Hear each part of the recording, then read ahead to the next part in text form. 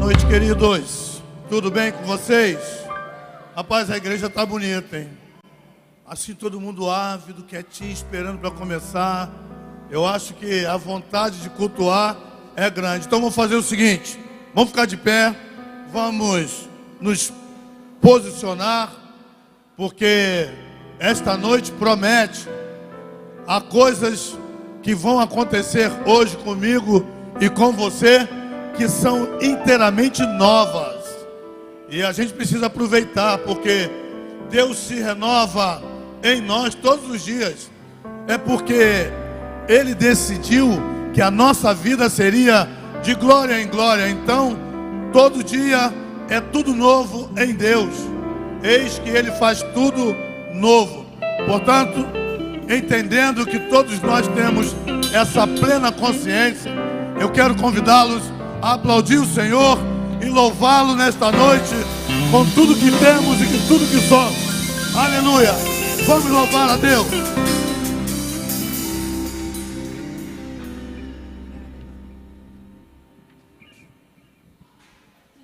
Adoramos ao Senhor essa noite.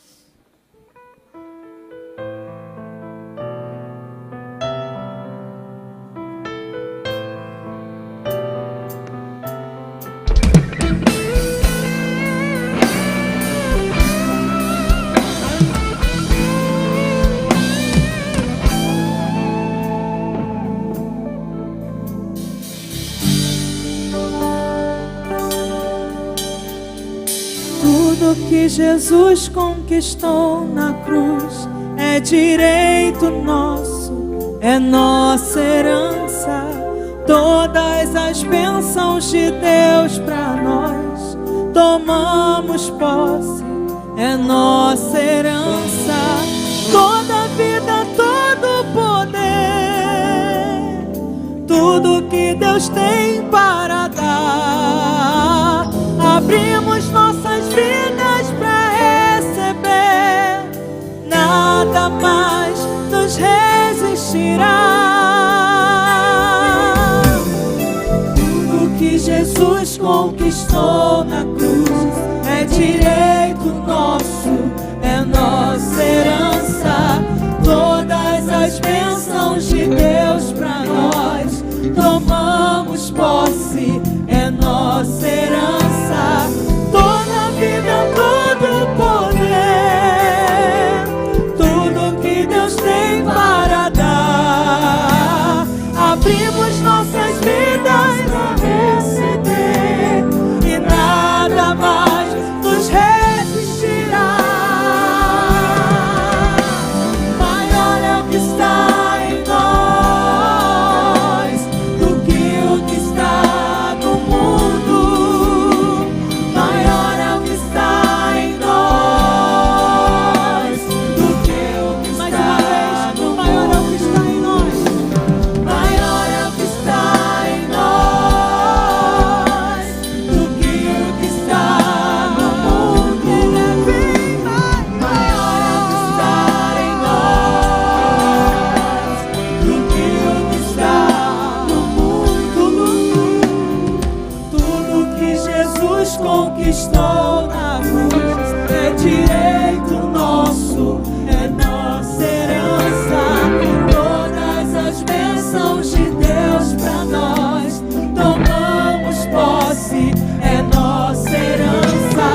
Toda vida, todo poder, tudo que Deus tem para dar, abrimos nossas vidas para receber, e nada mais resistirá. Maior é o que está em nós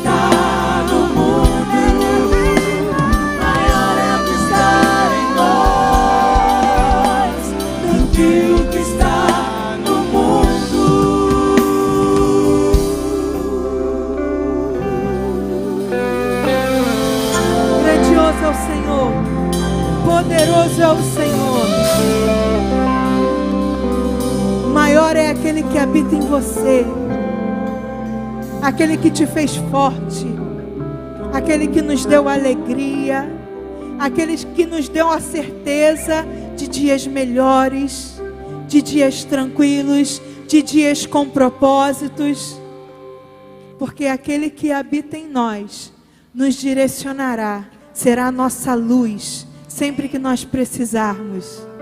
Nós não estamos sozinhos, não precisamos nos sentir sozinhos. Ele é com cada um de nós, e se Deus é por nós, quem será contra nós? Quem será contra nós? A maldade, a doença, a destruição, a morte, nada pode chegar à nossa casa, a não ser que tenha o consentimento de Deus para isso. Mas se você é com Ele, tudo que acontecer, você verá a mão de Deus. Você não está sozinho. Amém? Amém. Graças a Deus.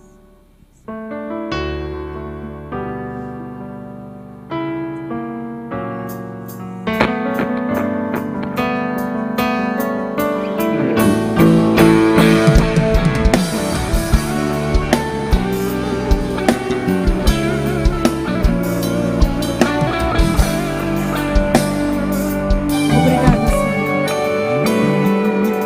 Em momentos de dor que se ver o rei, heróis não podem morrer.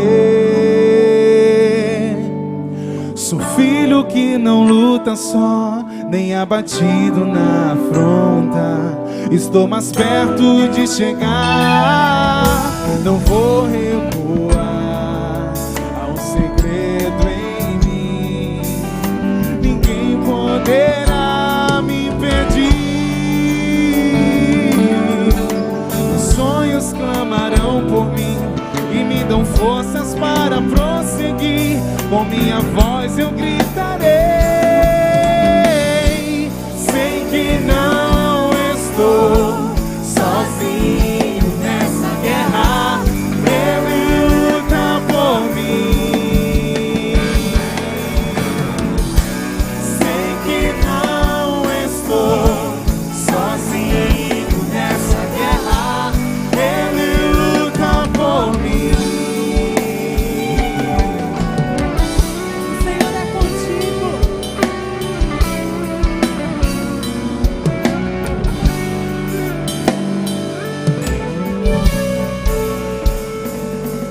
Em momentos de dor que se vê o rei, heróis não podem morrer. Sou filho que não luta só, nem abatido na afronta. Estou mais perto de chegar, não vou recuar. Há um segredo em mim, ninguém poderá me impedir. Meus sonhos clamarão por mim e me dão forças para prosseguir. Com a minha voz eu gritarei. Sei que não estou sozinho nessa guerra.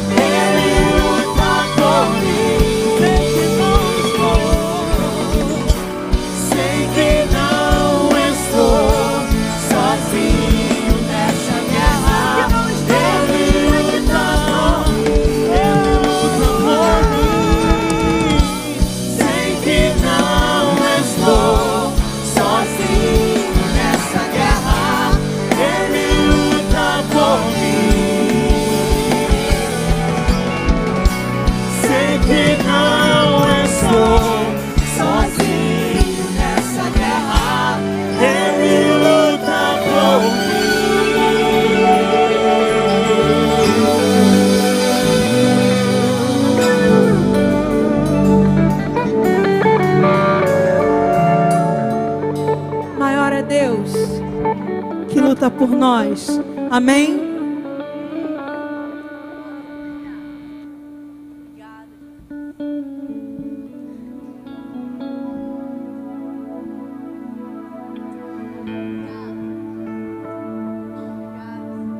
Eu tento compreender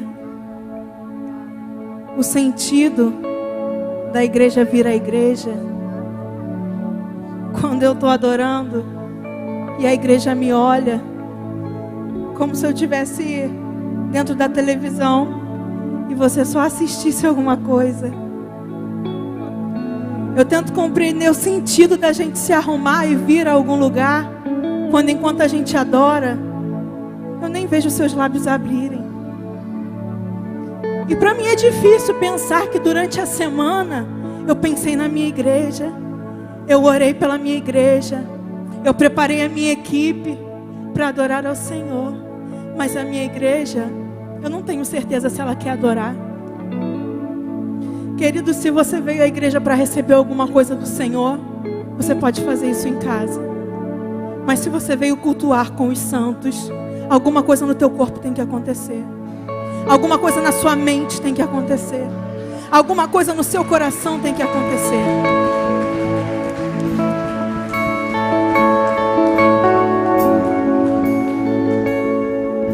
A gente está aqui, querido, para aprender a ser transformado pela renovação do entendimento. A gente está aqui para aprender a sermos diferentes, a fazer diferente, para que os nossos dias deixem de ser todos iguais. A gente está aqui para a gente parar de viver como religioso e passar a viver de glória em glória. Porque se você não vive de glória em glória, não tem sentido você dizer que você é cristão, porque você não conhece a Cristo.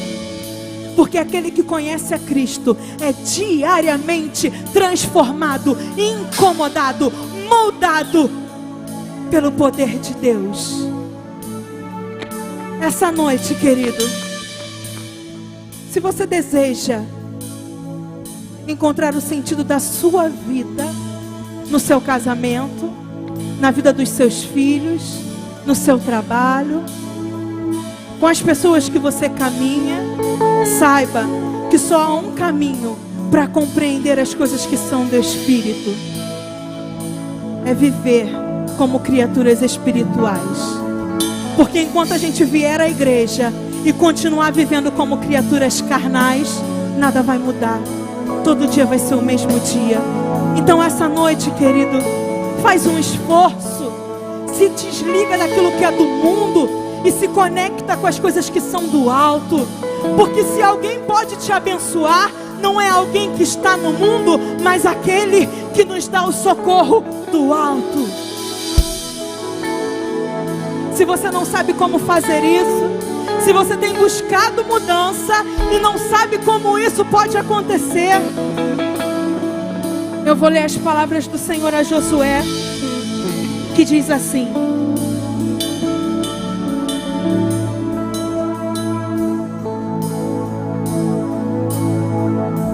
não fui eu que lhe ordenei, seja forte e corajoso, não se apavore, não desanime, pois o Senhor, o seu Deus, estará com você por onde você andar. Não se conforme pelas coisas deste mundo, antes seja forte, enxergue aquilo com que você não pode se contaminar, seja corajoso, ande na contramão do sistema, mas faça aquilo que o Senhor te chamou para fazer. Seja santo, seja luz no meio da sociedade corrompida. O Senhor nos chamou para vivermos coisas grandiosas. Não se conforme com o pouco. Antes, se permita ser treinado no pouco, porque logo, logo o Senhor te colocará sobre coisas maiores. Mas no pouco você não pode se acomodar. No pouco é lugar de luta. Pouco é lugar de ter a tua coragem exercitada, porque logo, logo o Senhor te colocará sobre o muito. Mas antes você precisa estar pronto. Querido, rompa os teus limites. Rompa os teus limites. Saia da casca. Frutifique. Frutifique. Frutifique.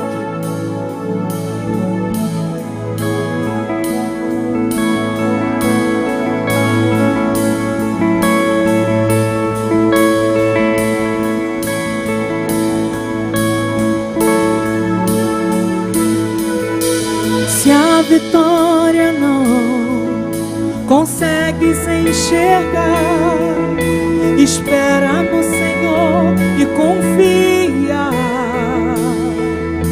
Espera, Ele vem.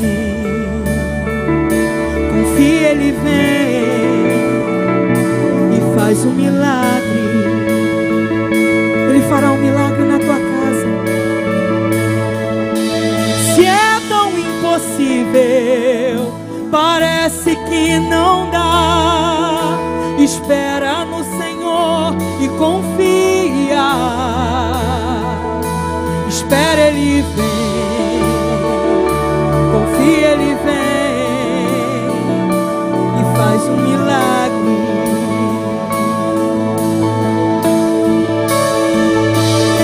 Oh Deus, eu vim aqui só pra te dizer que a minha esperança está em ti. Eu não tenho nada além de ti.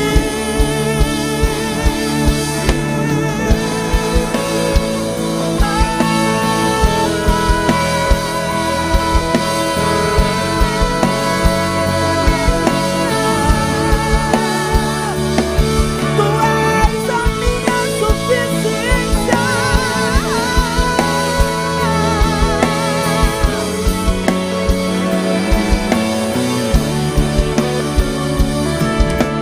Se sentindo sozinho, coração cansado de clamar, espera no Senhor e confia. Espera, Ele vem. Confia, Ele vem e faz um milagre. Teu choro não é em vão. Teu Deus contigo está. Espera no Senhor e confia. Espera, Ele vem. Confia, Ele vem e faz um milagre.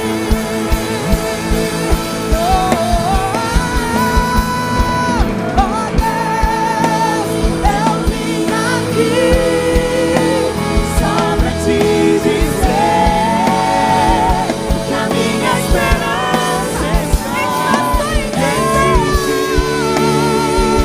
Eu não tenho nada além de ti. Oh Deus, oh Deus, oh Deus, oh Deus, eu vim aqui só pra te dizer que a minha esperança está em ti. Eu não tenho nada além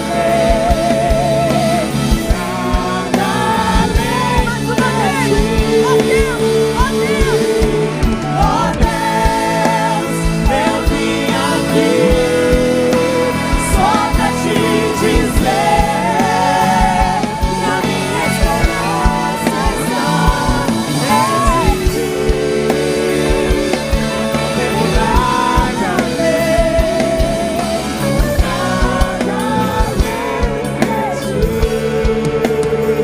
nada além da promessa, da tua promessa.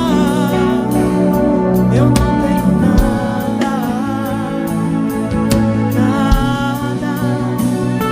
Eu não tenho nada. Querido, comece a colocar aos pés do Senhor aquilo que pertence a Ele, aquilo que precisa ser transformado em você, até que você esteja vazio e possa dizer ao Senhor: eu não tenho nada. suas angústias, seus medos, suas lutas, sua incapacidade de se tornar alguém melhor, o seu caráter.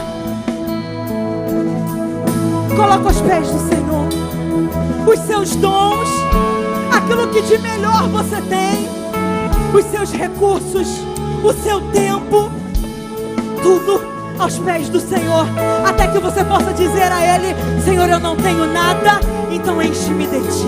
Eu não tenho nada, quero ser cheia de Ti. Nada.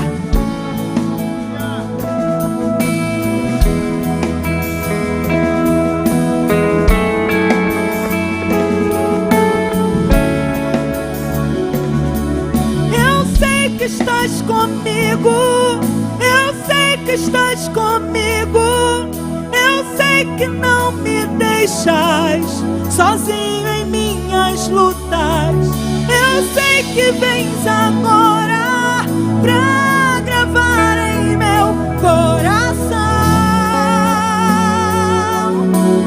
Você pode declarar essas palavras? Eu sei que estás comigo, eu sei que estás comigo, eu sei que não me deixas sozinho em minhas lutas. Eu sei que vens agora pra gravar em meu coração. Sem Ele vem. Eu sei que estás comigo, eu sei que estás comigo, eu sei que não me deixas sozinho em minhas lutas. Eu sei que vens agora pra gravar em meu coração. Mais uma vez, o Senhor virá, clama-me e eu responderei. Eu sei que estás comigo, eu sei que estás comigo, eu sei que não me deixas sozinho em minhas lutas. Eu sei que vens agora pra gravar em meu coração. Que Tu és a minha salvação.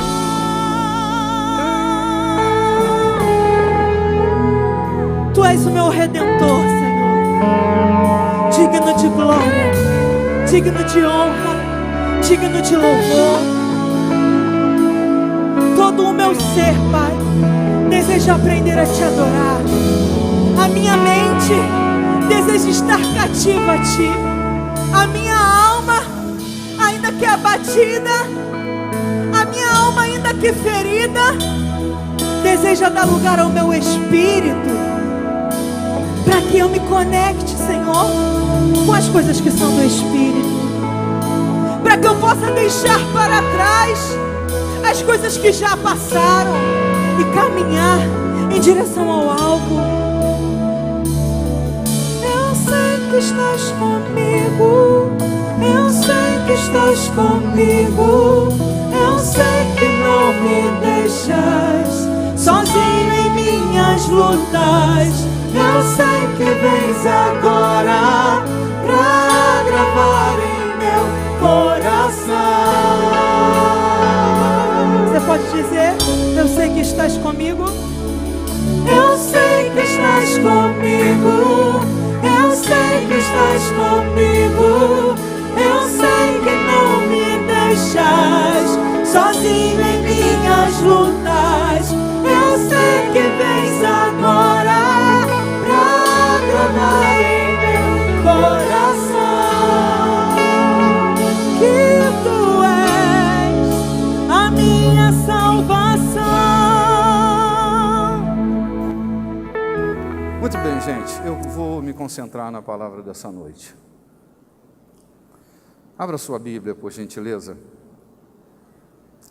em em Gênesis, capítulo 15. Gênesis, capítulo 15, versículos de 12 a 15. Muito bem. Gênesis 15, Olha o que acontece, gente. O texto que nós vamos ler,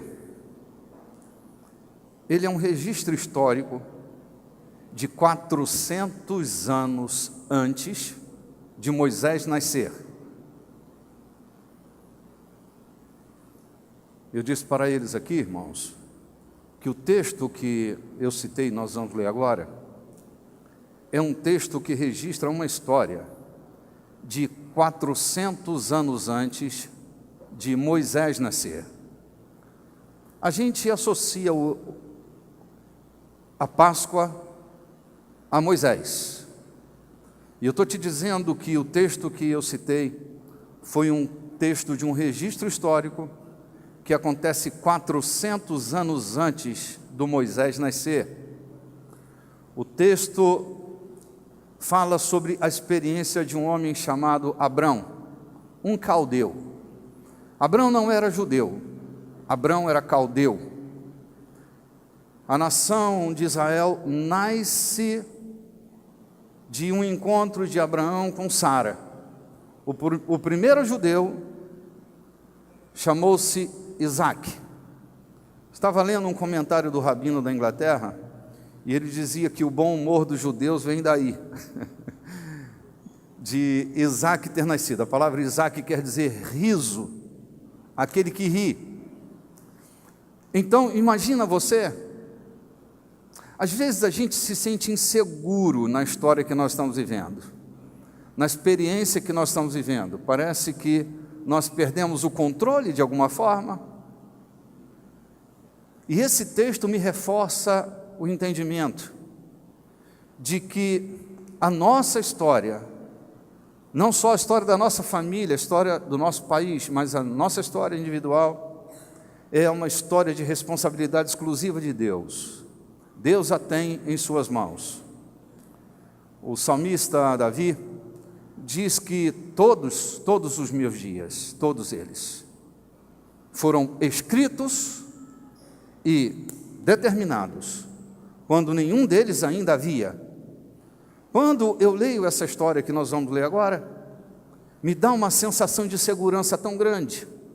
Saber que mesmo nos momentos mais trágicos da vida e da história, nos momentos de maior insegurança política, social e econômica, mesmo nos momentos mais tensos da nossa história particular, das nossas crises existenciais, acima de tudo isso, sobre tudo isso, sustentando tudo isso, fazendo com que tudo subsista, há um Deus que é responsável e que nos tem em suas mãos.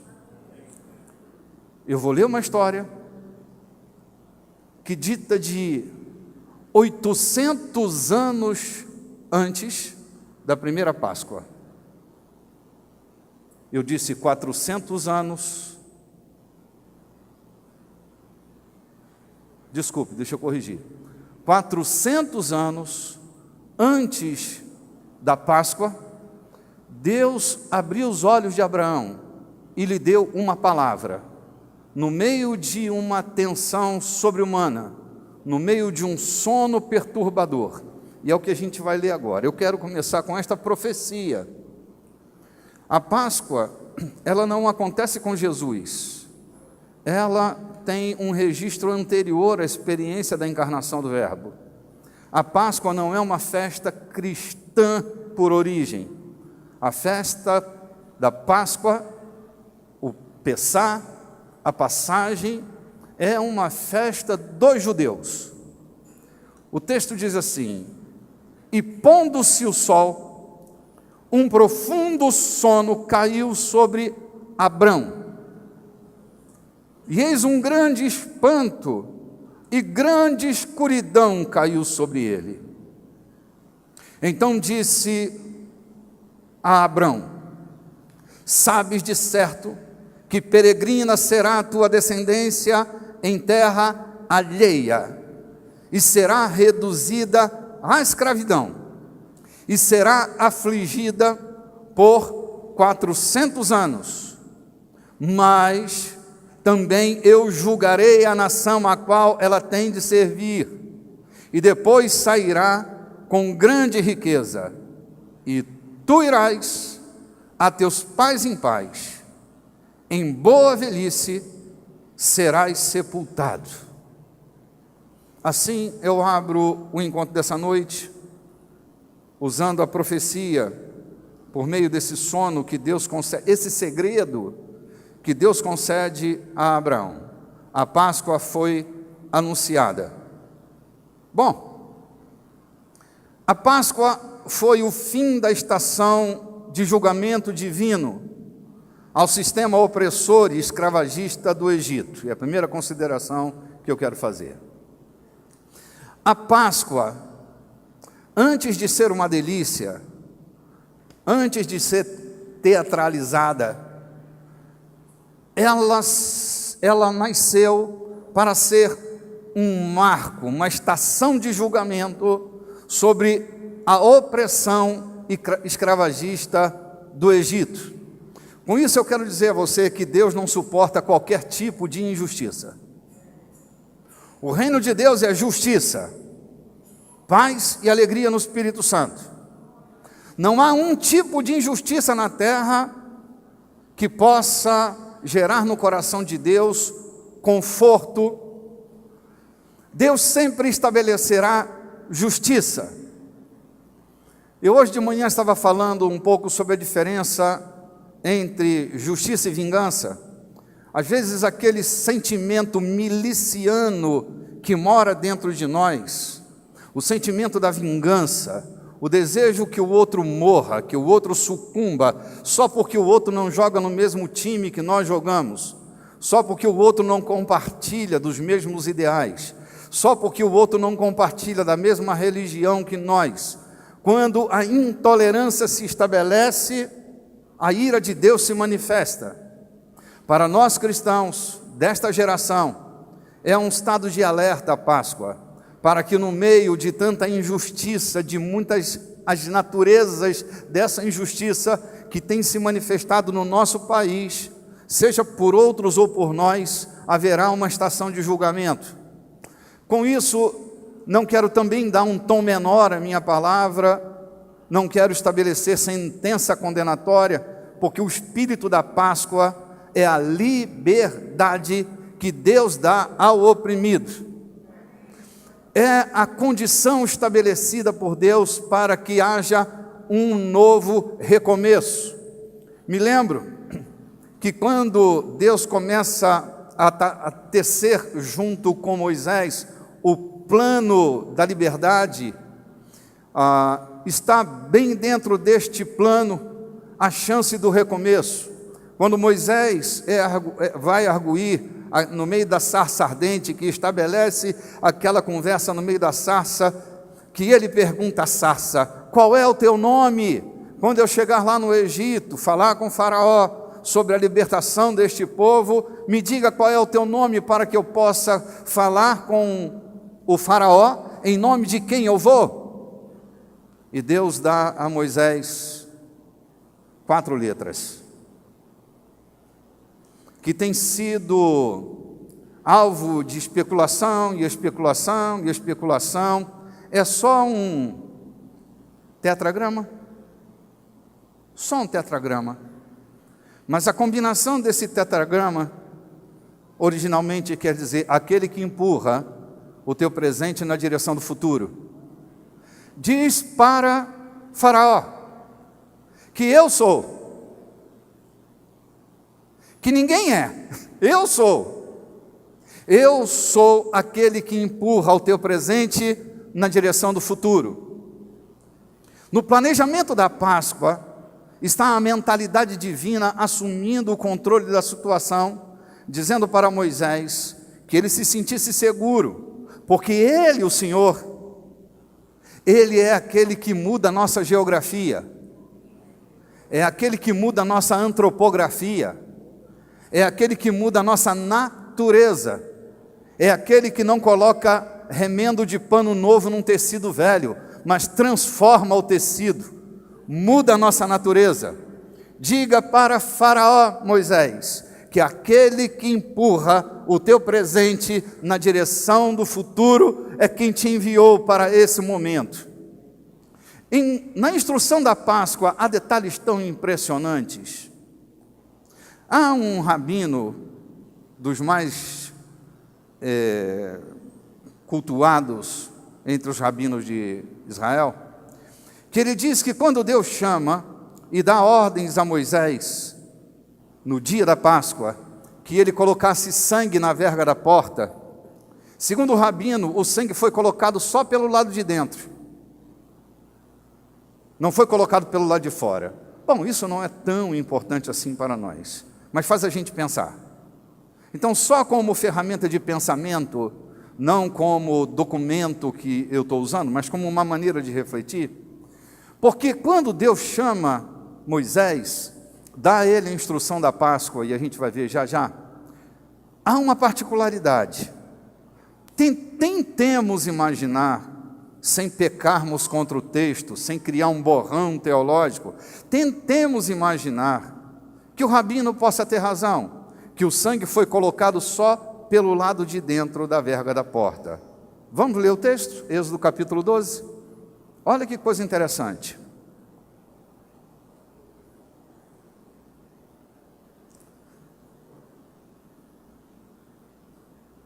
Está pesada a minha condução, ou você está conseguindo me acompanhar direitinho? Opa, desculpe. Êxodo capítulo 12, versículo 1 em diante. E falou o Senhor a Moisés e a Arão na terra do Egito, dizendo: este mês vos será o princípio dos meses, este vos será o primeiro mês do ano. Só uma nota, nós não estávamos vivendo o primeiro mês do ano. O que Deus disse é: vou mudar o calendário de vocês. Não era o primeiro mês do ano, mas quando Deus decide mudar a nossa história, pode ser o 14 de Nissan, pode ser o 15 de Habib. Quando Deus decide mudar, Ele mudará. E essa noite pode ser a sua Páscoa. Essa noite pode ser o primeiro dia do primeiro mês do ano da sua vida. Porque foi isso que Deus fez naquele dia. Não era o primeiro mês do ano, mas para vós será. Diga, pode não ser um recomeço para outras pessoas, mas eu mergulho na dimensão da profecia dessa noite e tomo para mim a possibilidade de hoje se tornar o primeiro dia do primeiro mês do ano. Amém. Que isso seja atado na terra e atado no céu. Verso 3. Falai a toda a congregação de Israel, dizendo: aos 10 deste mês, tome cada um para si um cordeiro, segundo as casas dos pais, um cordeiro para cada família. Mas, se a família for pequena, para um cordeiro, então tome um só com seu vizinho, perto de sua casa, conforme o número das almas, cada um conforme ao seu comer. Fareis a conta conforme o cordeiro. O cordeiro ou cabrito será sem mácula, um macho de 1 ano, o qual tomareis das ovelhas ou das cabras. E os guardareis até o 14º dia desse mês. E todo o ajuntamento da congregação de Israel o sacrificará à tarde, e tomarão do sangue e poluão em ambas as ombreiras e nas vergas das portas, nas casas em que o comerem. E naquela noite comerão a carne assada com pães ázimos, com ervas amargas a comerão. Não naquela noite comerão a carne assada no fogo, com pães ázimos.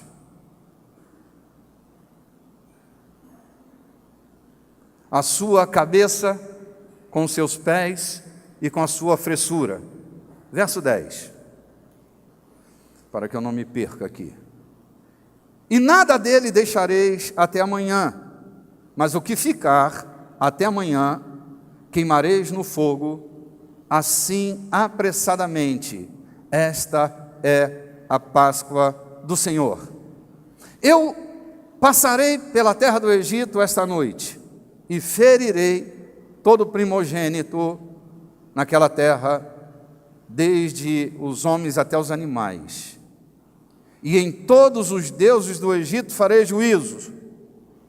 Eu, Senhor, eu sou. E aquele sangue vos será por sinal nas casas em que estiverdes. Vendo eu o sangue passarei por cima de vós, e não haverá entre vós praga de mortandade, quando eu ferir a terra do Egito, e este dia vos será por memória, celebrar-lo-eis por festa ao Senhor nas vossas gerações, e celebrareis por estatuto perpétuo. Interessante, quero sublinhar aqui o versículo 12, ou melhor, versículo 13. Olha o que diz: e aquele sangue vos será por sinal nas casas em que estiverdes, e vendo eu, passarei por cima de vós. O que me chama a atenção nesse texto, e a primeira parada no texto, é que quando eu olho para esse texto, eu vejo duas coisas interessantes. Primeiro, o sangue é um sinal para os judeus e o sangue é um sinal para Deus. É um sinal para dois extremos. Um sinal por causa do juízo e o sinal que garante a segurança. Quando o judeu naquela noite olhava para o umbral da porta, vamos então entender a possibilidade do sangue estar do lado de dentro, só ele via. Era uma afronta, uma celebração afrontosa, porque se Faraó soubesse que eles tinham matado um cordeiro, eles estavam em apuros. Por isso o rabino acha que o sangue estava só pelo lado de dentro. E quando do lado de dentro da porta, do lado de dentro da casa, eles olhavam, eles tinham uma relação neuroassociativa, o sangue e a segurança. Eles estavam em paz e seguros. Ninguém podia ver do lado de fora, mas pelo lado de dentro, quem passou pela experiência tinha a garantia emocional, a garantia espiritual, tinha o selo de Deus de que sua casa estava debaixo da proteção divina. Será sinal para vós, e também será um sinal por onde eu passar, eu verei este sinal e pouparei a vida de vocês. O sangue do cordeiro nunca foi amuleto, o sangue do cordeiro nunca foi jargão na boca de Israel. O sangue do cordeiro era o sinal da proteção divina sobre a casa de cada judeu que estava passando por aquele mergulho intenso na celebração mais tensa da história de Israel, com o risco da sua própria vida, com o risco de perder toda a sua família. Eles então têm o sangue na verga da sua porta. A nossa relação também é meio misteriosa com o sangue. Houve um tempo na minha vida que os demônios estavam inseguros comigo. Eles não sabiam se eu tinha autoridade ou não. Eu era muito novo na fé ainda. E aí o que apareceu de demônio para eu treinar não foi de brincadeira. Toda hora alguém dizia, tem um demônio ali, vamos lá. Lá ia eu expulsar demônio. Um dia, uma pessoa vizinha, seu filho ficou endemoniado. Aí disseram, chama o Renatinho para ir lá expulsar o demônio. E foram me convocar. E eu estava me aproximando da casa, e quando eu cheguei na casa, a pessoa não estava endemoniada. Eu disse, mas vocês me chamaram para expulsar um demônio? E a pessoa não está endemoniada? Por que vocês me chamaram? Não, é que quando você vinha chegando lá na esquina, o demônio disse, ele vem aí, e o sangue está na cabeça dele, eu não posso contra ele, eu preciso ir embora.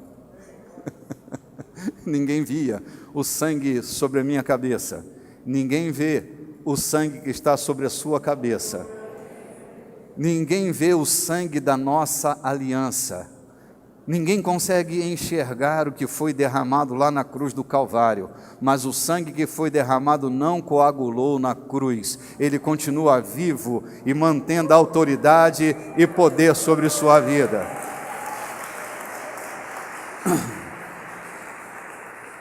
O sangue que foi derramado no Egito era uma figura do sangue de Cristo que seria derramado. Sem remissão de sangue, ou sem derramamento de sangue, não há remissão de pecados. Domingo próximo passado, eu dizia que a palavra redenção, do ponto de vista jurídico, redenção é uma compra de volta para o seu patrimônio original. Mas redenção, do ponto de vista teológico e filosófico, tem como raiz a palavra Éden. Você consegue enxergar Éden dentro de redenção? Redenção, Éden. O que aconteceu lá no Egito foi que, na semelhança de 400 anos antes, Abraão ter recebido de Deus a profecia, daí a 400 anos, esse povo será oprimido por 400 anos, e depois da opressão de 400 anos, eu vou tirá-los de lá, eles serão indenizados, o sangue será aspergido sobre a porta. Então, aquilo era uma representação no sonho de Abrão. E aqui, eu estou te dizendo que aquele sangue prefigura, anuncia que a sua vida está oculta em Deus, protegida pelo derramamento do sangue. Você passou pelo fenômeno da redenção. Deus, por meio do sangue de Jesus, trouxe você ao Éden novamente. Ele começou uma nova história com você. Assim como começou uma nova história com os judeus naquele dia da Páscoa, Deus começa em Jesus uma nova história com você. Ele traz você para o concílio, Ele regenera você e Ele produz redenção na sua vida. Graças a Deus por Jesus Cristo, que ofereceu a cada um de nós o caminho de volta para o Éden. Éden não é lugar de juízo, Éden é lugar de comunhão. A palavra Éden está ligada à comunhão, a relacionamento. Por meio do sangue de Jesus Cristo, o nosso relacionamento com Deus foi reiniciado. O que Jesus fez em nós foi que o programa original, chamado Jesus, fez download na nossa natureza. Nós hoje temos o programa original. Não tem pirataria na nossa vida, gente. Ele aplicou em nós o seu programa original. Você tem o Espírito de Deus na sua vida. Você tem a matéria divina em você. Você tem o princípio de Deus. Você tem o DNA de Deus. Lembra que eu falei no domingo anterior ao domingo anterior? Quando o lado de Jesus é rasgado e ferido, Ele tira desse DNA, do sangue e da água, aquela que entra no planeta para a glória de Deus, para ser a esposa do Cordeiro, a igreja de Jesus Cristo, coluna e baluarte da verdade. Essa sou eu, essa é você. Nós fazemos parte do DNA divino. Ele colocou o seu DNA em nós. Se eu fosse você, eu dava uma salva de palmas a Ele.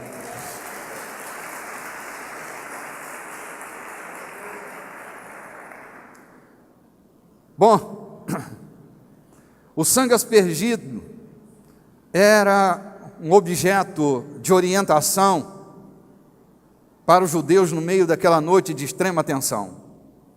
Eles tinham agora a garantia visual de que eles estavam marcados.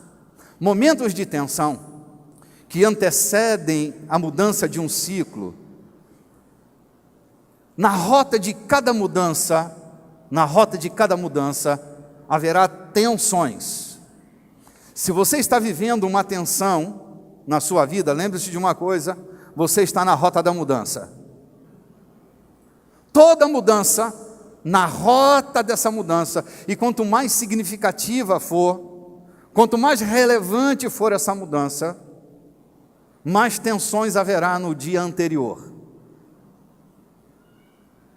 Eu estou ajudando a você a visualizar isso, porque você pode não estar suportando a dor que você passa hoje, da vergonha, da dívida, da tristeza, da amargura, da vingança, a dor que consome você por dentro.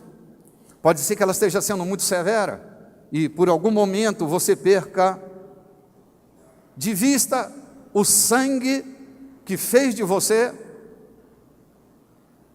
uma nova criatura.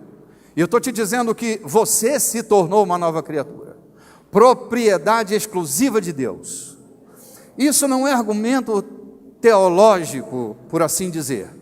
Isso é a verdade da Escritura que salta para dentro de nós. Somos hoje pedras vivas.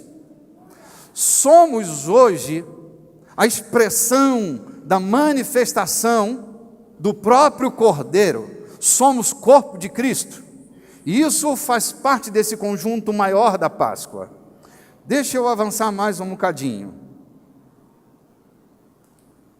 Tem tanta coisa que eu queria falar hoje. Não sei se vou encontrar tempo, mas eu vou me esforçar. Bom, a matança do Cordeiro, a celebração daquela noite, foi algo extraordinário, relevante, de todo ponto de vista. E Israel vai mudar de endereço, vai mudar de mentalidade. Todo ano eu lembro essa história. A mudança de Israel não era só a mudança de uma geografia, era uma mudança de vida, de modelo. O escritor aos Hebreus chega a dizer que eles foram batizados no deserto, porque toda dor é uma espécie de batismo.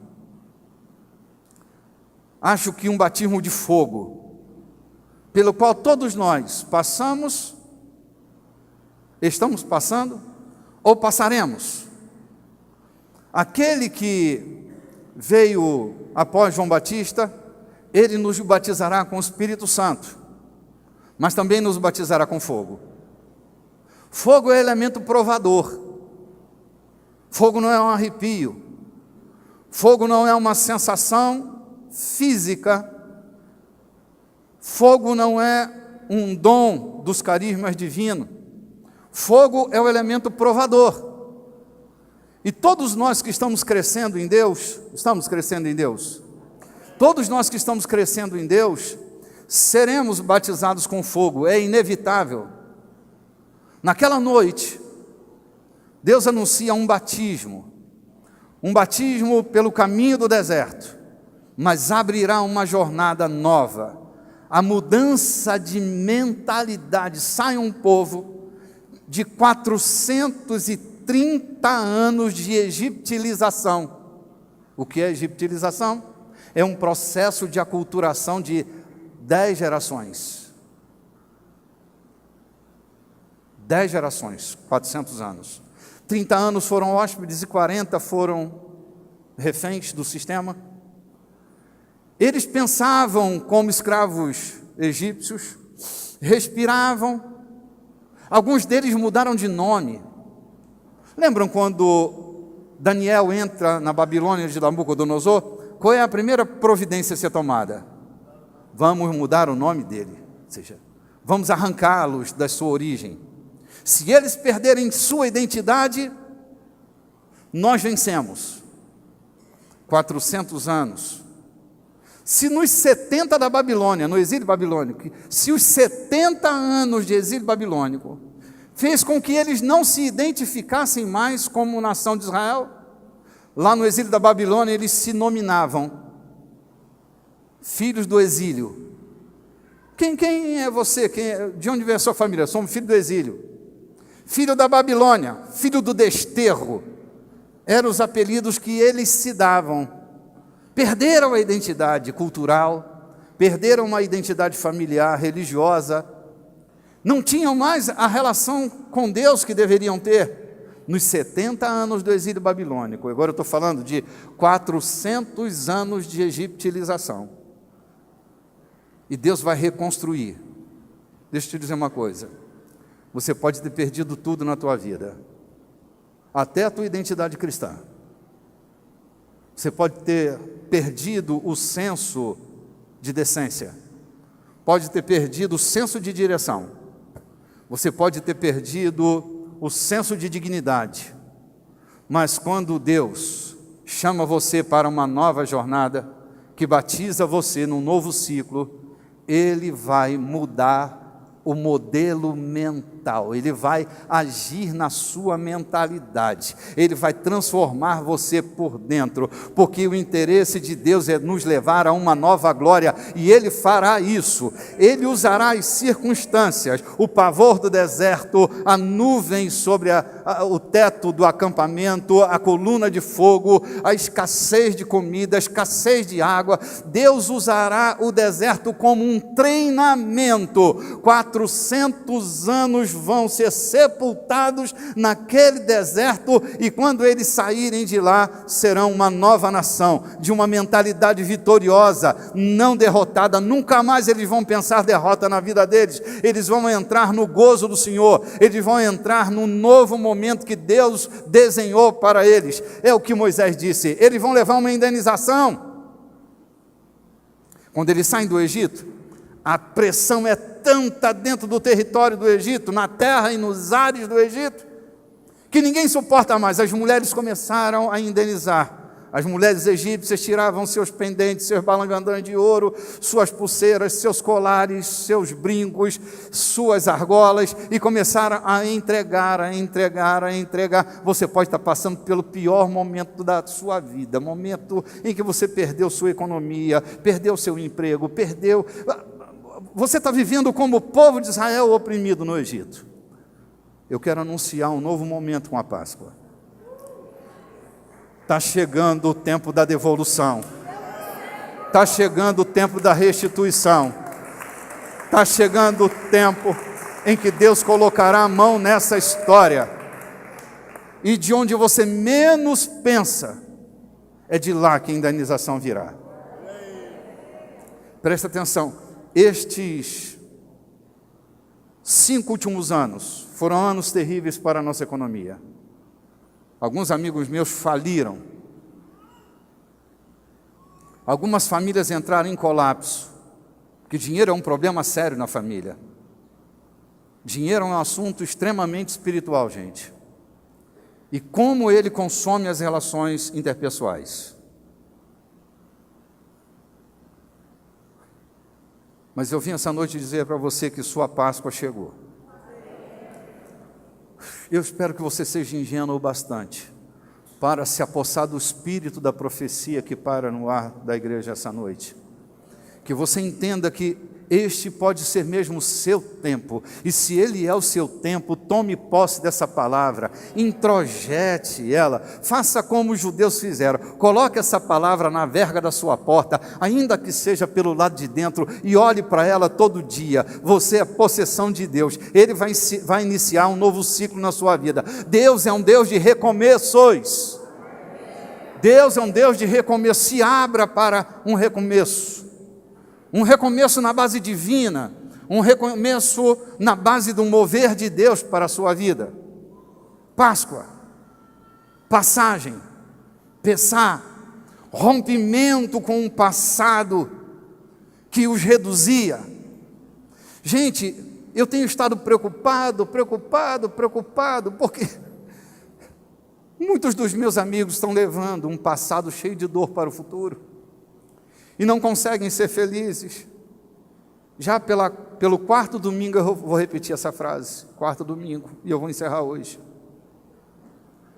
Há tantas pessoas se esforçando tanto para sobreviver, mas elas estão gastando todo o seu tempo para tentar sobreviver, que elas estão perdendo tempo para viver. Elas não conseguem viver, porque a tentativa da sobrevivência é uma tarefa hercúlea, de Hércules. A sobrevivência, ela é brutal, ela nos achata, ela nos reduz, ela faz a gente se submeter a ganhar menos, ela faz a gente se submeter a continuar um relacionamento fracassado, ela faz com que a gente se sinta subserviente aos processos da vida, ela arranca de nós a dignidade. A tentativa da sobrevivência é cruel. Por isso Jesus disse: eu vim para que vocês tenham vida e a tenham em abundância. O que Jesus veio fazer na nossa vida foi ressignificar a vida, foi tirar-nos da existência e nos plantar na vida,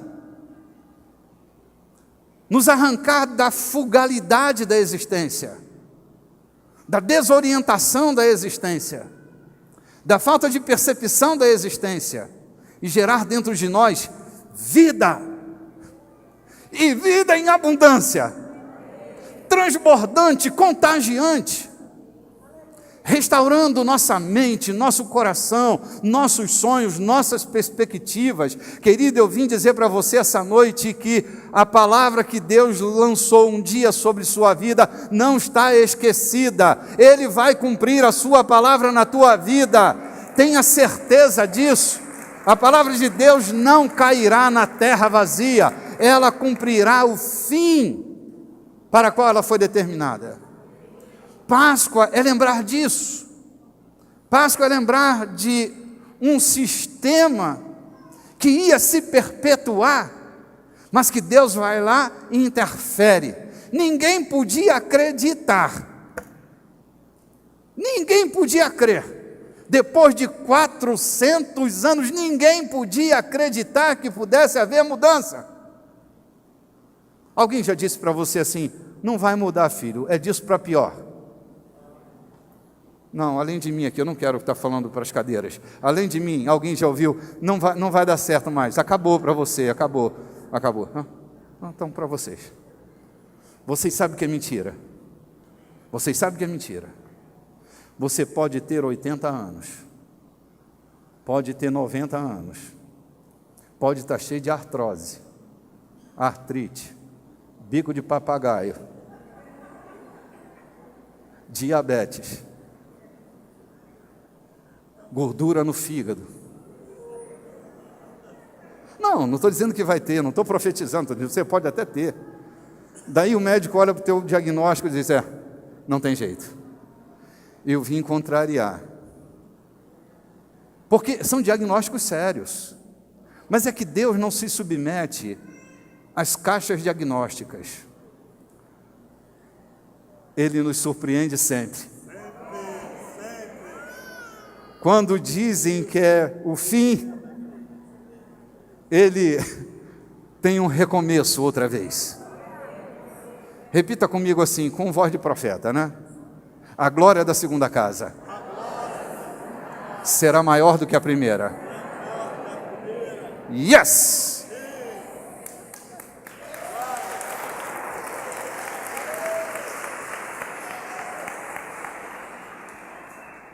E eu estou recobrando o sentido da Páscoa. Eu estou falando para você aquilo que Paulo, Jesus, está no final. Meu Deus, vamos fazer uma vigília um dia, gente? Porque caramba, Eu mal comecei, já tenho que... Aquela mesa pedagógica da Páscoa era uma mesa cheia de sentido, para que nossos filhos não se perdessem. Vocês sabem por que as crianças comem do pão e bebem do cálice aqui na igreja? Porque esta mesa é pedagógica. Se os nossos filhos tiverem a certeza de que essa mesa é a mesa deles, eles não vão preferir outra mesa. Sabe qual é o grande problema que nós temos na igreja há anos? É que a gente impõe certezas nas crianças de que essa mesa não é a mesa delas. E elas vão crescendo com a certeza de que o pão e o vinho não é delas. Quando elas atingem uma certa idade, a gente quer desconstruir e reconstruir este conceito. Burrice nossa, estupidez teológica, agravo teológico, porque esta mesa, ainda quando era simbólica lá na Páscoa, as crianças eram chamadas, era um cordeiro para cada ser. Um cordeiro para cada ser. Porque a nossa fé, gente, ela não pode se manifestar aqui. Você precisa ensinar seu filho a ser cristão em casa.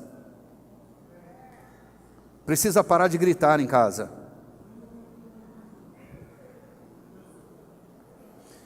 Você precisa parar de gritar em casa, achando que com isso a autoridade vai ser reconquistada. Quem soca a mesa e grita dentro de casa, me dá o sinal de que já não tem autoridade há muito tempo. Traga o cordeiro para a mesa. Ensine seus filhos a pedirem perdão. A mesa é pedagógica. Ensine seus filhos a dizer: filhinho, papai errou, mamãe errou, perdoa-nos. Quando vocês tiverem um problema grave em casa, na proporção que essa criança possa assimilar um problema, ensine ela a colocar os joelhos no chão e começar a resolver problema por meio da oração. A ameaça não faz parte da mesa. E os que comem deste pão e bebem deste cálice não são ameaçadores. Dê o seu melhor para dentro de casa, nisso há pedagogia. Entregue o seu melhor e não o seu pior dentro de casa. Eu vinha em silêncio de casa para cá. Clarice estava do meu lado, mas nós estávamos silenciosos. E eu estava pensando, meu Deus do céu, como a gente peca por entregar o pior. O pior para os nossos filhos, porque a gente tolera todo mundo, mas chega em casa a gente vira um monstro. E Deus dizia para mim: entregue seu melhor. Entregue seu melhor para o Tomás. Entregue seu melhor para João. Entregue seu melhor para Benjamim. Entregue o seu melhor para o Noé. Entregue o seu melhor para a Clara. Entregue o seu melhor para a Marcela.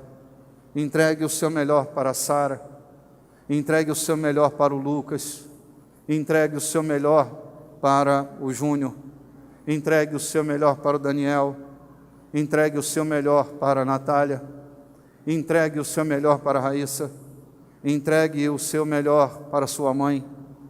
Gente, nós nascemos nesta mesa para entregar o nosso melhor. Deus nos deu o seu melhor, para que nós entreguemos o nosso melhor, nossas melhores emoções. Deixe para ficar endemoniado na igreja, no culto da igreja. Em casa, seja um santo.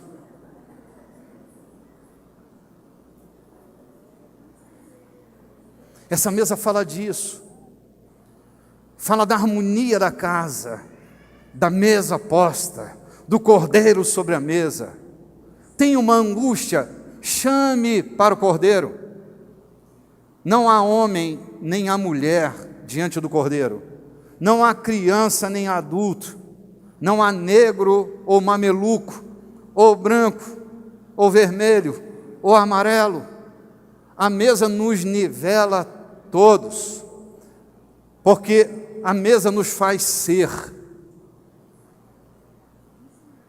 A mesa faz com que nós nos sintamos parte do Cordeiro, parte do todo, sem arbitrariedades, sem arrogâncias e violências. Basta a violência da crucificação. Por suas chagas nós fomos sarados. O castigo que nos traz a paz estava sobre ele. Ele encerrou um ciclo na nossa vida. São Paulo, na primeira epístola aos Coríntios, no capítulo 5, versículo 7, diz que Cristo é o nosso Cordeiro Pascal. Ele é a nossa Páscoa. Cristo é a nossa Páscoa. Ele é o próprio Cordeiro imolado. Ele é o reconciliador. Ele é o caminho de volta. Ele é o nosso recomeço. Essa noite pode ser uma noite totalmente mudada no seu casamento, se você decidir que seja. Porque esse é o primeiro dia do primeiro mês do ano. Esse pode ser o primeiro dia do primeiro mês do ano da sua família, independente do modelo que ela tem hoje. Hoje pode ser o primeiro dia do primeiro mês do ano da sua própria vida e essência, porque é dia de recomeço, é dia de ressurreição. 3 dias antes no calendário litúrgico, Jesus morreu, e a ressurreição é a possibilidade da resiliência, ou do espírito resiliente. Quando São Paulo diz que o mesmo Espírito que Jesus ressuscitou dentre os mortos, o mesmo Espírito está dentro de nós, encerremos esse entendimento com grande valor, que foi ter Ele entrado dentro de nós. Essa foi nossa experiência. Alguns acham que a experiência cristã é resultado do convencimento de um texto bíblico, é o convencimento dos argumentos de um pregador eloquente, que a experiência cristã é fruto de uma descarga emocional, que é um encontro baseado nas emoções. Eu digo para você que a nossa experiência cristã se deriva do novo nascimento, que é um encontro do Espírito de Deus com o seu Espírito. Ele fecunda você, ele entra dentro de você, é experiencial. Se você vai ficar esperando uma fórmula para que isso aconteça, ela não existe. Ela é resultado da bondade de Deus. Deus do céu! A bondade de Deus nos alcançou no tempo. Aqueles que foram eleitos antes da fundação do mundo foram encontrados no tempo e revelado a eles o mistério que esteve oculto desde todos os séculos e em todas as gerações. Ele se revelou a nós. E o que eu tenho que fazer? Abrir o meu coração e dizer: Jesus se revela a mim. Jesus entra na minha vida. Jesus entra na minha casa. Entrar é para valer, gente. Entrar é para valer. Não é um entrar meia boca. É um entrar que muda a minha vida, muda meus apetites, muda meu olhar, ressignifica meus sonhos.